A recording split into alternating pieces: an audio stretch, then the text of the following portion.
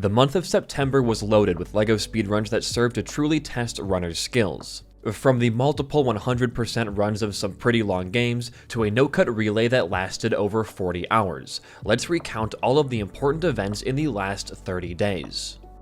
After spending the previous month practicing, on the 7th of September, Paxo did his first LEGO Harry Potter Years 1 through 4 100% no-cut run. He finished with a time of 3 hours, 58 minutes and 11 seconds, which he said he was very happy with and considered it a pretty good run. 3 days later, him and Origin did a co-op run of Crest Rush, and they got a time of 54 minutes and 56 seconds. The very same day, Paxo did another 100% run. This time it was standard, where he got a time of 5 hours, 22 minutes and 15 seconds.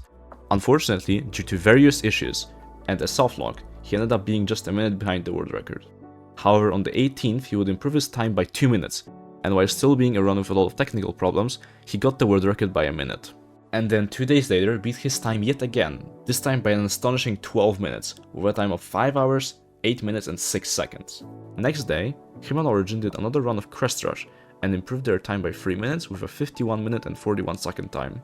The month of September was also home to the annual Harry Potter speedrunning marathon, Potterton, where 2 of our LEGO speedrunners made an appearance. Captain Paxo and Origin on the 23rd doing Crest Rush co-op, and Paxo doing all Hogwarts students in peril on the 24th.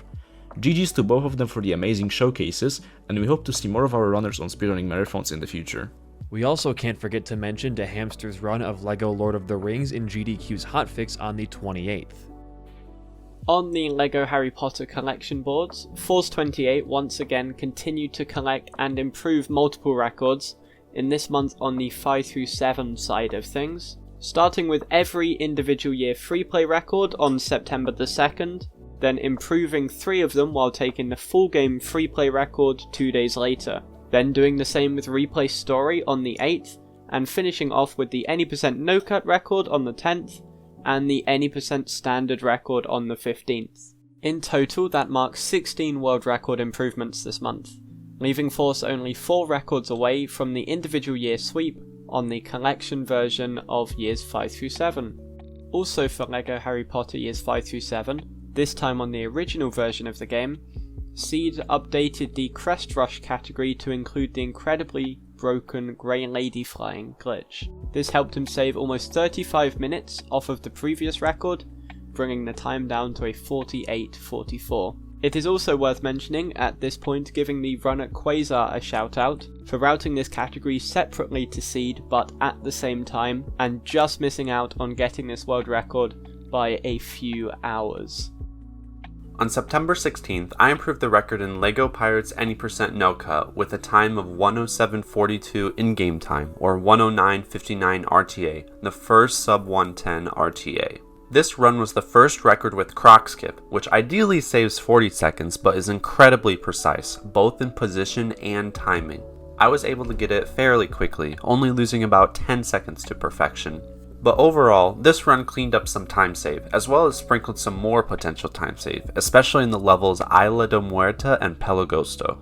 On September 22nd, in LEGO Star Wars The Force Awakens, I got a 1:16.06 in the any% no cut category, improving the record by 2 minutes and 41 seconds. 4 days later, I got a 1:14.56, the game's first sub 115 any%. The bulk of these runs can be summarized with discovering and implementing more consistent launch setups and cleaning up leftover mistakes. Starting on the 23rd, another all TT Games relay began, similar to the one 2 months prior in July, this time using no cut. Our goal was to beat the current record from a year ago, which clocked in just under 50 hours, including the Skywalker Saga. This relay had a total of 17 runners to run all 26 games, and the biggest time losses came from essentially having to redo LSW1 due to a hard lock and an emergency runner swap in Lord of the Rings. Nonetheless, including the numerous soft locks and crashes that happen when doing 26 no reset runs back to back, we were able to finish with a time of just under 42 hours, an 8-hour cut. The relay had 2 individual game world records within it, LEGO Batman 2 by Seedamnastic and the Skywalker Saga by Flaming Laser, as well as 2 personal bests. This will likely be our last all-TT relay until next summer, but thank you to all the runners who participated and congratulations on the time. LEGO Star Wars The Complete Saga saw some activity in the 100% category, with eRoadhouse setting 3 new world records, breaking the previous record set by myself all the way back in summer of 2021. eRoadhouse achieved a 906.23, 858.40, and an 855.39 in loadless timing. Push to get a sub-9 hour real-time run continues, and eRoadhouse is running in the middle of the night on most Mondays, so be sure to check his stream out. Rico beat the 20 bounties world record by 1 second with a 13:59 loadless. First world record in the category to utilize a new 4-second time save corner cut on the Lando mission, as well as doing a few other small new time saves. This month started off really strong for LEGO Batman 1. On the 1st of September, Musco Perazzi was able to grab the LEGO Batman 1 Villain Freeplay world record from me. With a final time of 23:08, Musk is sitting less than 10 seconds away from the first ever sub-23 load remove time for that category.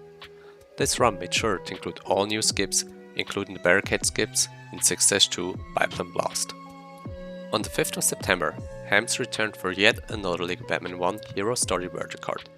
This time, he was able to clutch out the sub 40 minute load remove time, getting him a final time of 39:09, again sitting super close to another minute barrier.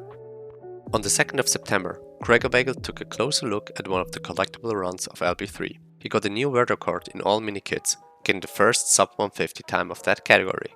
This was the first run that implemented the Poison Ivy skip. Normally, you're supposed to take a 15-minute detour and clean up most of Hall of Doom to grab Poison Ivy, which is needed for one single minikit. But by being in a ball form from the ball suit and rapidly switching characters or suits with player 2, the game clips you ever so slightly into the ground with the ball. This can be used to go to the minikit tube from above, skipping the whole need to grab Poison Ivy. On the 25th of September, I wanted to investigate a potential reroute for LEGO Batman 3 no levels early. I was wondering if you could grab infinite fuel and mini characters right away after beating the first level and don't have to worry about them for the rest of the run. I quickly found out that you could do that, but it requires an intense way of stat grinding since you need 200k right away after the first level. Knowing that this will be slower anyways with no new skips, I've decided to take a close look at potential skips for the second and third level, since those two levels were the ones that would be affected by this reroute. 3 days later, on the 28th of September, Sid and myself looked into a way to skip yet another early level, namely Breaking Beds, the second level. It was known that a clip close to the end of the first room existed, but there was no way to actually hit the level end trigger. With some further testing, we figured out that one can perform a glitchy wall jump in the closed off area. A glitchy wall jump is a glitch where you get stuck for a few frames inside a wall with uncapped FPS. With a close to frame perfect backflip into the opposite direction, one can then perform a max height backflip away from the wall. This is enough to cover the needed height to get to the out of bounds trigger in the first room, resulting in yet another 1.5 minute skip. So far, no runs were performed with this new route, since the star routing for the early game is not optimized yet, but this makes LB3, no levels early, a way more interesting and viewer friendly run, so I'm hyped to see where it goes in the future. On the same day, I actually found a way to clip out of bounds in Space Suits You Sir and skip the entirety of the first room, resulting in a 2-minute time save, but it was a one-try trick since grabbing infinite fuel would lose way too much time. With this discovery, the fire was lit to make the new route faster. With additional small time saves from doing the shop trip early, we had overall around 4 minutes to work with, meaning if you can get 100k in less than 4 minutes for the minifigures, the reroute would be faster but harder. And that is everything that happened this month in LEGO Speedrunning. If you enjoyed what you saw, consider joining the LEGO Speedrun Discords down below to keep up to date with more recent events. Thanks for watching, and we will see you next month.